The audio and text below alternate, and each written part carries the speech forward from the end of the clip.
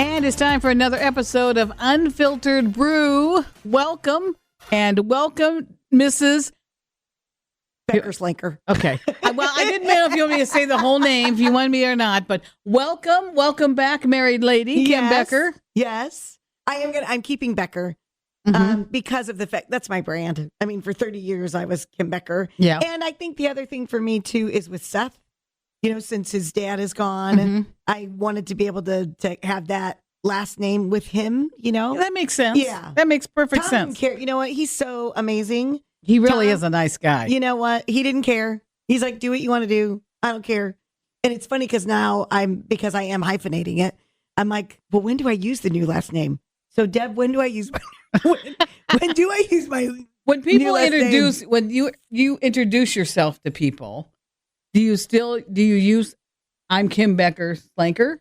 Not yet. I'm still Kim Becker. Okay.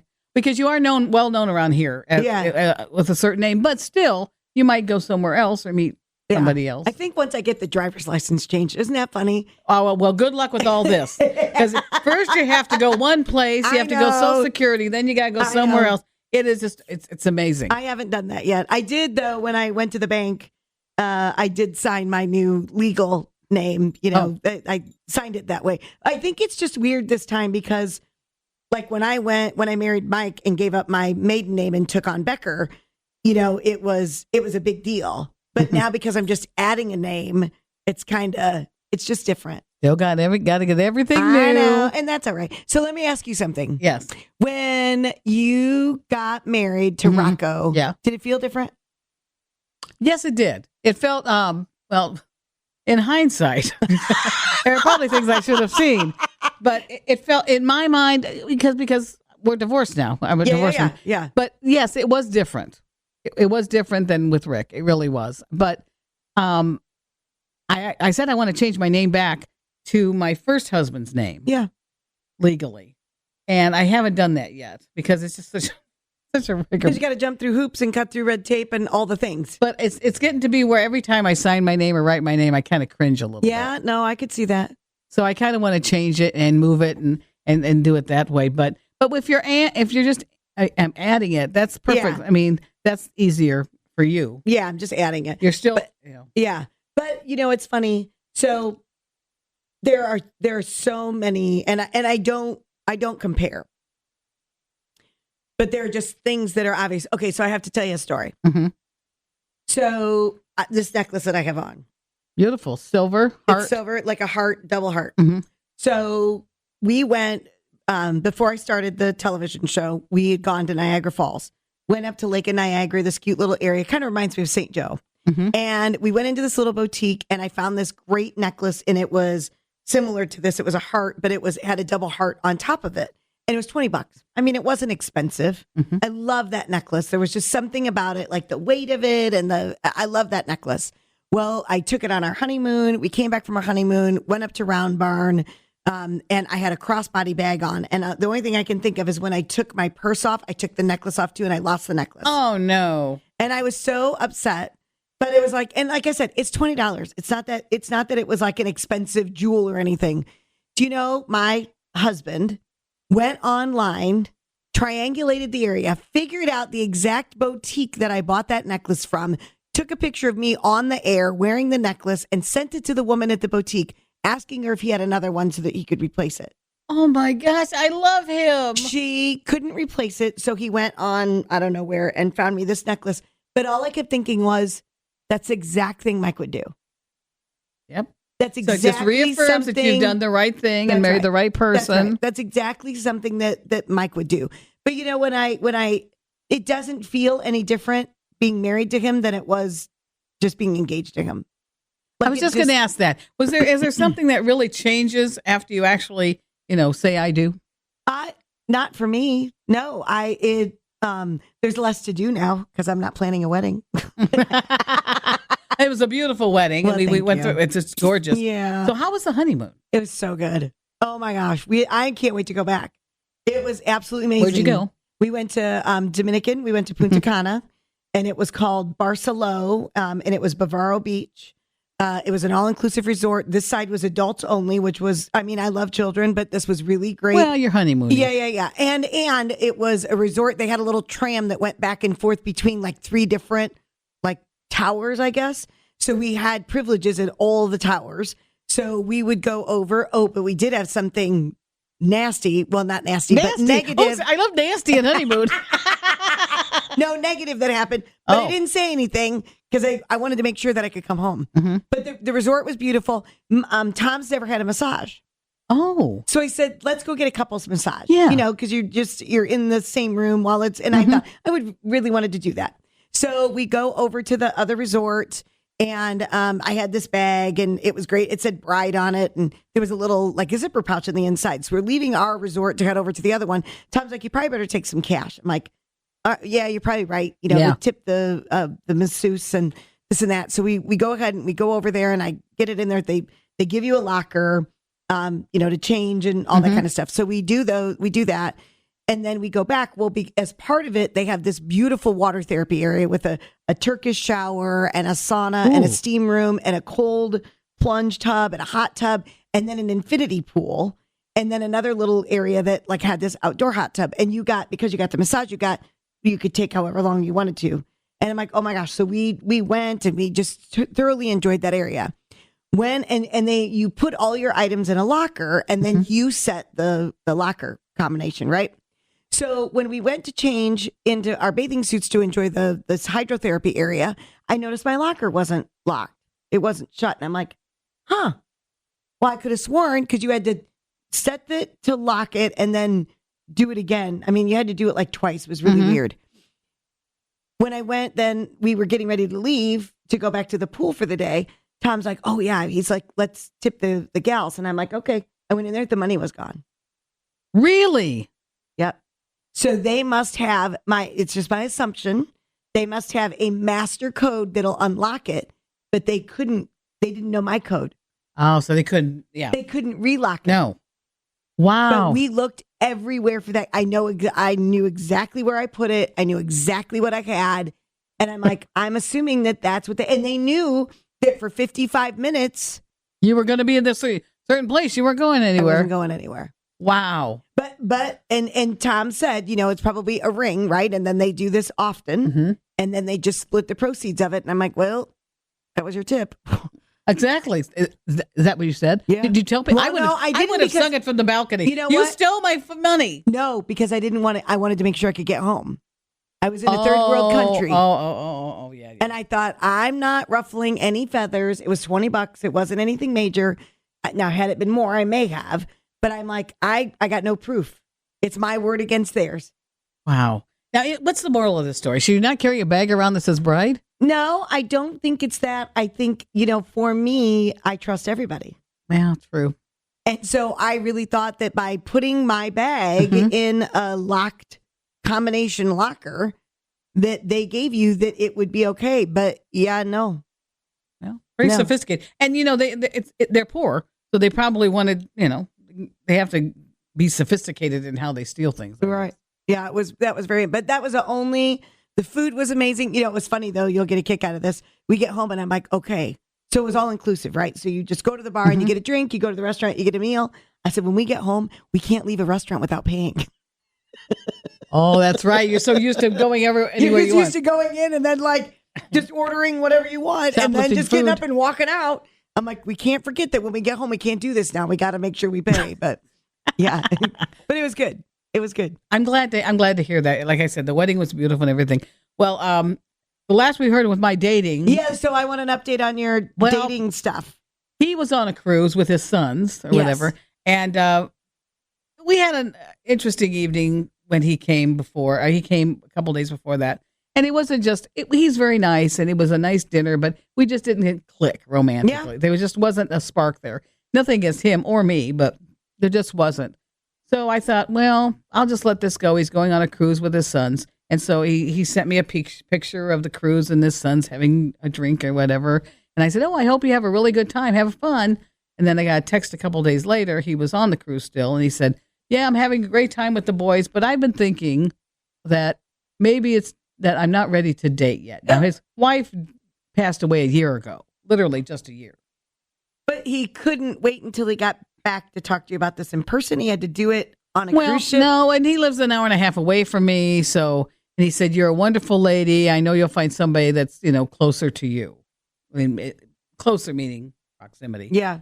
So I thought, okay, that's all right, I guess. But then my mind with these apps, I'm automatically thinking, was he just trying to get, No, I don't. I would say no with what you told me, but I want to remind you of something. And, this is something that I say all the time. And I remind my son of it all the time because he just went through a breakup himself. And that is, no's not personal, it's protection. So you have to remember that just because it's a no doesn't mean it's a bad thing.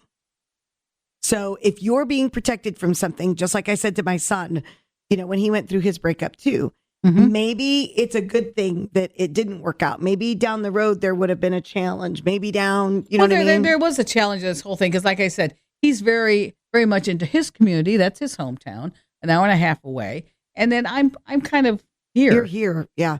But here's the other thing too. I remember when I started dating. I had a relationship before Tom, but you and I have talked about that 1,000 times. And it was just, that relationship was just hard. Like there were hard conversations. It just was never what I wanted it to be. It always seemed hard. Mm-hmm. Yeah, I know. I like when it just kind of just is there, right? You knew it was right. And the former relationship that I had, everything was hard. It was hard conversations. It was hard times. And so I knew, and as soon as I met Tom, it was easy. And I remember my friend Wendy just saying, it's supposed to be easy. It's just supposed to be easy. I think we forget that. Yeah. If you're second guessing things, or if it's hard and it doesn't work, if you're forcing it, right? And when my son was going through his breakup, that's what I kept saying to him too. It's supposed to be easy. When it's the right one, it shouldn't have to be forced. You shouldn't have to work this hard. It's got to be a give and take. And if it seems like it's too hard, now I'm not saying that if it's too hard, give up, but maybe just give it some time, but just keep that in the back of your head. But it's just supposed to be easy. I mean, dating is hard anyway. It's always been difficult. It's always been hard. But then when you're in a certain category, and this is funny, I was talking to a guy, he was from St. Joe, Michigan, but he's retired, he's older. But he was also a musician, a jazz musician, which I kind of like. I like music, and I kind of like different things, And he was going to be performing, and I was looking at his ad, and it says, I'm not looking for somebody who's looking for a Prince Charming or someone to save them. I'm not here for that. I'm looking for a lusty mature. Oh, let me read between the lines on that one. That could be a good radio name. I'm lusty mature. Sunshine today. I like that. I have 84. But I thought to myself, okay, well, he's kind of just saying it. But then I thought, do I want somebody like that? Yeah. I don't want, nothing against that, I guess. But so he's been texting me not texting me or sending me messages, but that's Tinder. And I guess Tinder is supposed to be a hookup spot. Yeah, I know. I told you, this isn't a public service announcement, but I told you when I went all in, I went all in. I was on 4 different dating sites. See, that's what I need to do. I'm not consistent enough. Yeah. I was on 4 different dating sites, and I found Match to be the best one. I don't know whether I told you this or not. And if they hear it, that's fine. But I contacted eHarmony and asked for my money back. Did you know that? No, you didn't? That's pretty ballsy, and that's smart to do. Well, I went through all the steps. It was like an hour and a half to 2 hours of all these questions and this and that you had to do. And they were sending me men in their middle 60s with oxygen on. And I went back to them and I'm like, this is such a joke. Like, I went through all the things. You say that you are the person, you're supposed to be matching me with these great things. There wasn't one. So I went back through and I'm like, I want my money back because you did not live up to your expectations. I found Match to be the best one. And I think that because now I don't know much about Hinge. That's newer. Oh, this the word hinge. For me, it would be unhinged. Right, exactly. You're right. That'd be For more me, it would accurate. be unhinged. That's right. But Match just seemed to be like that because it's well known that, and the pool of individuals was much greater. Like I went on CatholicMatch.com. Oh, jeez. I remember talking with someone, and this was a non-negotiable. He didn't text. I'm like, excuse me? No, that's how I live my life, is by text. Nope, didn't text at all. And he was like in his 50s. I'm like, I don't understand how you can. I'm not your girl. Because I'm not your girl. I did go on one. I might have talked about this before too, but he knew all the same people as I did, really. Oh. And even knew my church and the church I went to and stuff. And I thought, well, this could be good or bad. Yeah. You know, but we went to dinner and I'm not a big spender. We went to Doc Pierce's, which is just a little restaurant here that is not real expensive. But he goes, well, I was waiting to see what you would order, then I'd order it, or order something else. So I ordered the little steak, and he goes, well, I think I'm just going to order a salad and a. So I said, well, you know what? You don't have to pay. Get what you want. And I was the one. This is the first date? Yes. Oh yeah, no, I'm out. I'm out. No. You know, I remember. You know, it's so fun now. So I don't know whether you know this or not. But tomorrow is my 3-year official anniversary of dating Tom. Tomorrow. Yay, that's right. So it was our first date, and so when I met him on Match, he was the one that reached out first. He sent me a message and said, "Hey, I looks like we've got some things in common, and you look like you'd be fun to be around." And I say that to him now. I'm like, "Man, you had no idea." Like, no idea what you were getting yourself into. Oh, I'm fun, right? Am I still fun, honey? That's right. Am I still fun to be around, honey? That's right. So Seth was just getting ready to go to college. And I said, I can't do anything. We can talk, we can text, whatever, but I can't meet you until I get him. I got to get him through school. Mm-hmm. I got to get him. I got to Yep. get him down there. I got to get him moved in. So I remember moving him in on like a Wednesday or something. And then that next weekend was our first date. And he was living in Michigan City at the time. So we met at Venny's in New Carlisle, little like coffee shop kind of thing. And how nervous were you? Because I almost want to talk myself out of meeting them sometimes. I was a little nervous, but you have to remember, I just got out of a relationship with a narcissist who, so my nervous system was like on fire. It was so, you know what I mean? But not nervous. It, you don't know, right? I think, it was easy though. I sat there with him for 3 hours. We didn't get anything to eat. I just got an iced tea. And they kept you there? They didn't kick you out? No, they didn't kick us out. And we sat there for 3 hours and I didn't look at my watch once. Well, now, you know me. Yeah. Like I don't sit still well. No. You've known me for a really long time. And I also don't, it takes a lot to hold my attention. And and so we sat there for 3 hours. And then that's when I left there, I'm like, okay, maybe this is something. So how long was it before you went on your next date? The next weekend then, I remember leaving there and he said, do you like, wineries or breweries? And we went to Beer Church. Oh, nice. And I drove because I was a freak. I needed to go pick up an auction item for Hello Gorgeous up at the casino, Hard Rock. And so I said, I've got to go up to the casino. I said, do you want to go for a ride with me or do you want me to go get it and then come back? No, I'll go with you. So I drove because I'm like, I need an escape plan. Well, yeah, you always have to have your own vehicle just in case. My own vehicle. Right. I didn't let him come and pick me up. So, but I went, I got him and I picked him up and then we went to Hard Rock and it was so funny. I'll never forget. I was in getting the auction item. They had to find it or whatever.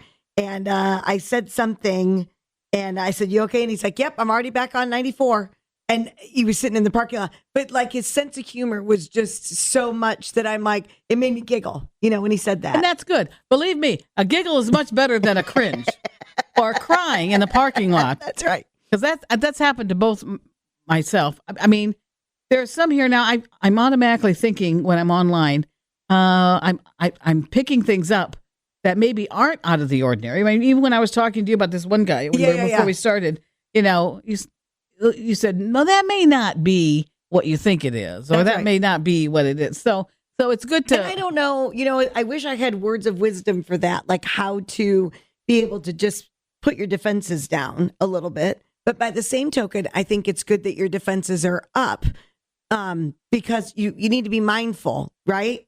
But I will tell you what. So I think when I met Tom, I had like 4 or 5 different conversations going. So I did not put all my eggs in one basket at all. That's good. And the other thing that I did that I would highly recommend, and that is before I met them, we talked on the phone. Yes, because they spoke on the phone. Yes. Like literally, it wasn't just a texting thing, because it's too easy for people to hide things via text message or even messaging through an app. So like Tom and I talked on the phone like that whole week, and it would be a couple of hours at a time. And I would never, if I had to go, if God forbid, I would have to go back out there again, I would do the same thing all over again. I would have several conversations going. I wouldn't put all my eggs in one basket, and I would make sure it's too easy to get duped. And people that avoid like actual telephone conversations and only want to text through the app and this and that, that's not a place that you want to be. Well, people will argue. They'll say, well, people don't talk on the phone anymore. Well, then you know what? Then you're not my person. Oh, that's true. Because I am a big communicator. I know, when Tom and I first met, he came from a relationship where there was no communication. And I am like, again, you've known me for a really long time. Yep. I'm all about communication, and that juices me. Like, I got to know. And, he would say things like, I don't want to talk about my work day. I'm like, okay, but then you don't ask. I mean, we really had to work on our communication a lot. Really? Yes. Because I would ask him about things. And at the beginning, he was like, I feel like you're interrogating me. I'm like, I'm not interrogating. I just want to know more about you. Mm-hmm. But I don't want to talk about my work. I'm like, okay, so you don't want to talk about your work, but then you don't ask me about my day. So then we just sit here and look at each other. Mm-hmm. But then it progressed to the point where it was so much better than where I realized now it was just residual effects from his marriage. That Ooh. she didn't do anything, so there wasn't anything to talk to her about. Right? So that made him feel uneasy when you kept asking questions. Correct. But then but then he understood. Look, this is a need that I have. I need to know you. I ask you questions about your job because I want to be a part of your world, and I want to be able to come back and tell you all about my world because I want those worlds to be together. I want to understand what you do. I want to know what you do during the day. I want to know. All those things. It's not an interrogation. It's because I want to be included. Well, and that's important too, because again, when you talk about all these different people that are online, everybody has their own way of doing things. Absolutely. And that's why I do read. And sometimes they'll say I'm a texter or I'm better in person or, or something like that. But I don't like to give my number out right away. Yeah, I don't either. I didn't. So I will ask questions on the app, which gets to be a pain sometimes.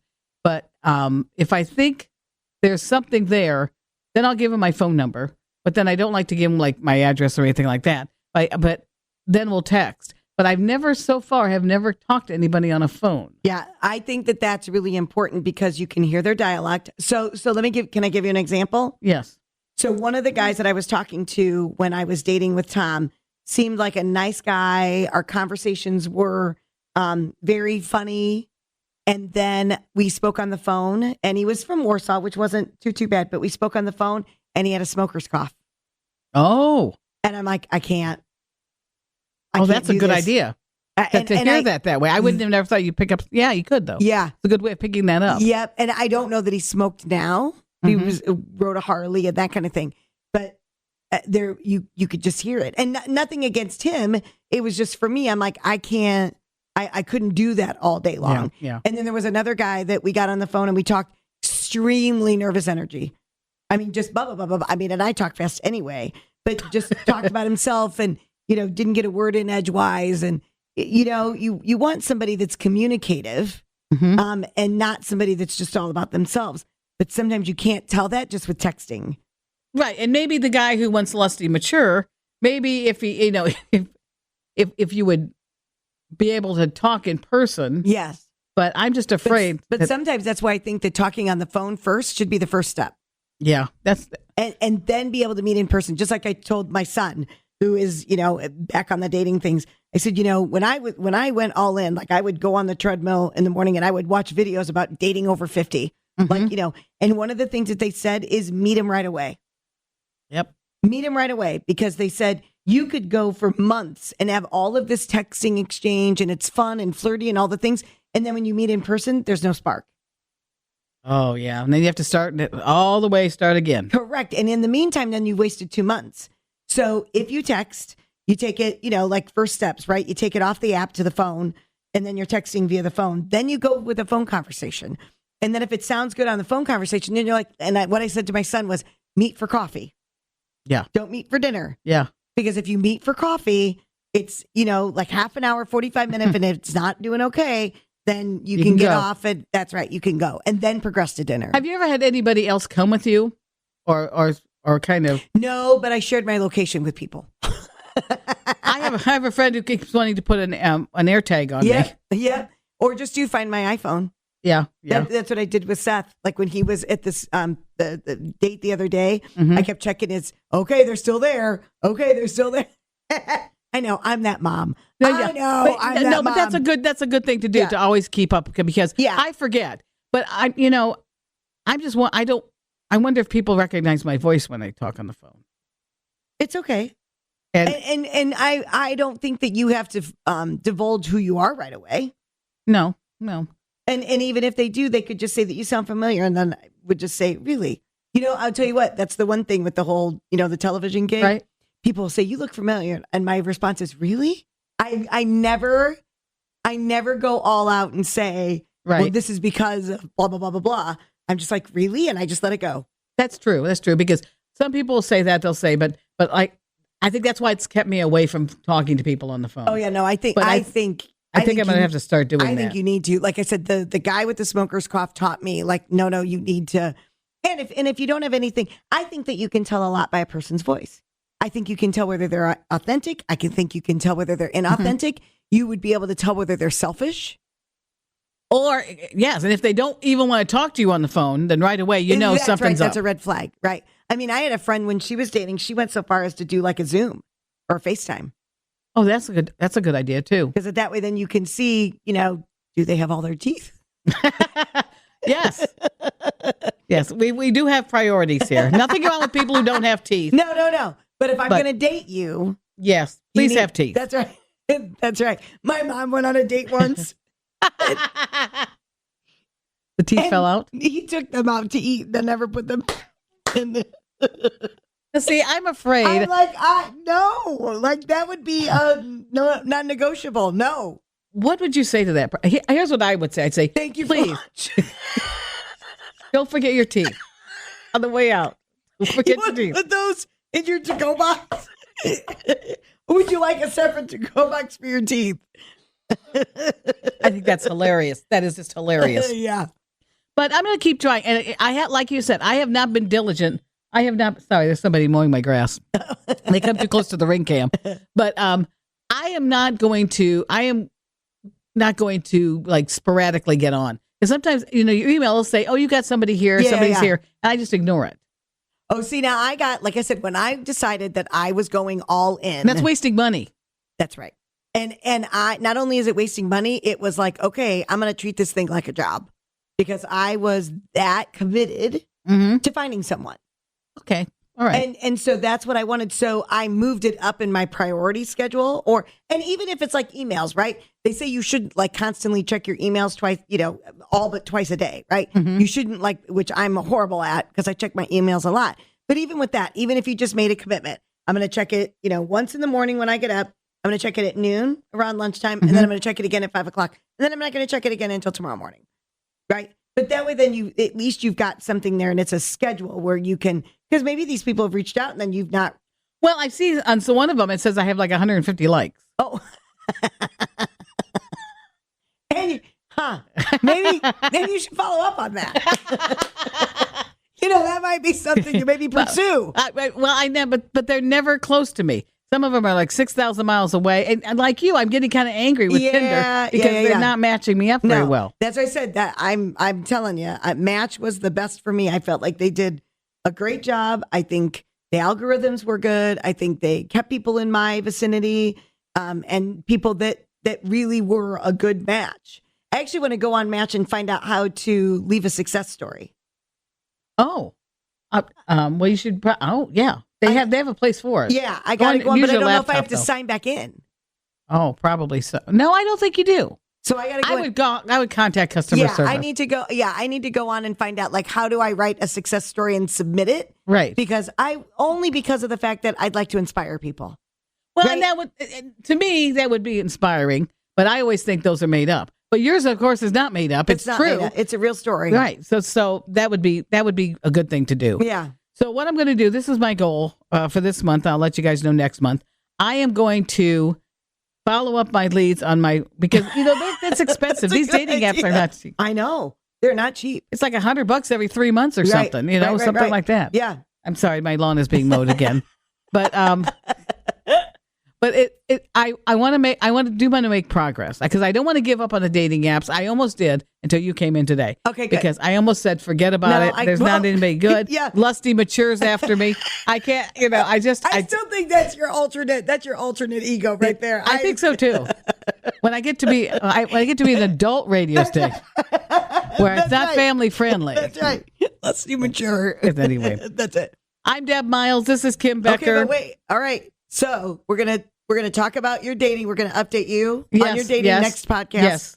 I want them to tune in because I went to my 40th class reunion over the weekend. Ooh, so you got to make sure that you tune in next month to hear all the things. Yes, because you don't want to miss that. Because we all know what can happen at high school reunions. I don't want you to tell them now. I'm not saying a word. But you got to tune in next month. What can happen when you're online dating? So these are two topics that everybody can relate to. Right. Man, woman, everybody. That's right. You want to check it out. If you want to get a hold of me, I'm at deb@b100.com. I'm at kbecker@hellogorgeous.org or Kim Becker Inspires on Instagram. So please keep in touch if you'd like. If not, just make sure you listen and you tell everybody about this podcast and we share it with people. And especially if you've got somebody that's dating right now, because you kind of came in discouraged. I was. Through our conversation, you're encouraged. So if you've got somebody that's out there that is discouraged about dating, we ask that you share this podcast with them.